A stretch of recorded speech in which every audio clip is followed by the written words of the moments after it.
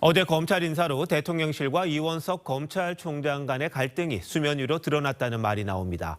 발단은 역시 김건희 여사 수사라는 게 중론인데 앞으로 이 수사가 어떻게 될지 검찰을 출입하는 권영석 기자와 알아보도록 하겠습니다. 자, 권 기자, 용산과 검찰 사이의 갈등설 이게 나온 지는 한참 됐잖아요. 네, 그렇습니다. 원래 윤석열 대통령이 검찰총장이던 시절에 이원석 총장은 대검 참모로 호흡을 맞춘 긴밀한 관계였습니다. 그런데 균열이 생긴 건 올 초라고 알려져 있습니다. 검찰이 도이치모터스 주가 조작 사건과 관련해서 김건희 여사를 소환을 시도한 게 발단이 됐습니다. 이후 서초동에선 이원석 총장이 용산에 눈밖에 났고 송경우 서울중앙지검장은 곧 경질될 거란 설이 돌았습니다. 여기에 기름을 끼얹은 게 지난 2일 이 총장의 명품 수수 논란 전담 수사팀 구성 지시였습니다. 이후 11일 만에 대통령이 법무부를 통해 이 총장의 의사에 반하는 검찰 고위직 인사를 단행하면서 윤 대통령과 이 총장 사이가 돌아올 수 없는 강을 건넜다는 분석이 나옵니다.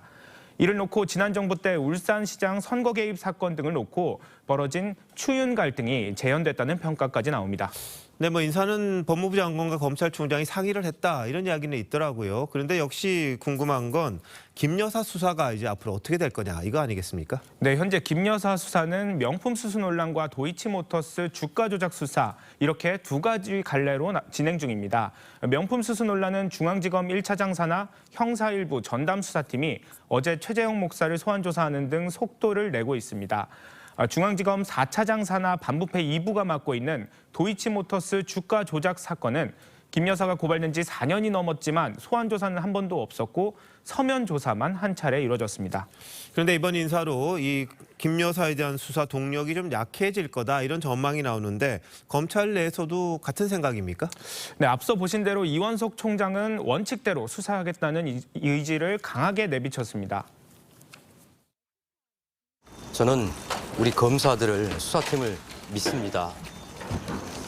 인사는 인사이고 수사는 수사입니다. 하지만 이 총장의 의지대로 될지 이건 미지수입니다. 어제 인사로 일선 수사팀과 이 총장 사이에 친윤 간부들이 포진됐기 때문입니다. 중앙지검장에 임명된 이창수 검사장은 윤석열 검찰총장 시절 대변인을 지낸 친윤 검사고 김 여사 사건을 지휘하던 1차장과 4차장도 공석이 됐습니다.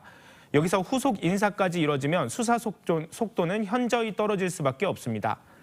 법무부는 대검 신임 검사장들을 상대로 휘하 중간 간부를 추천받는 등 이르면 다음 주 후속 인사를 단행할 계획입니다. 도이치 주가 조작 사건은 2020년 당시 추미애 법무부 장관이 검찰총장을 수사지휘에서 배제한 게 아직도 유지되고 있습니다. 이창수 신임 중앙지검장이 수사의 길목을 지키면서 속도를 조절할 수도 있는 건데 이게 이원석 총장과 내부 갈등이 불거질 수 있는 대목입니다. 다만 한 검찰 관계자는 언젠가는 결론 지어야 하는 사건인 만큼 지휘부 교체와 상관없이 김 여사 관련 수사는 계속될 것이라고 전망하기도 했습니다. 야당이 주도하는 특검을 의식해서라도 김 여사 수사를 대충 할 수는 없다는 겁니다. 네, 검찰은 검찰의 길을 걸으면 되는 게 아닌가 싶습니다. 권 기자 잘 들었습니다.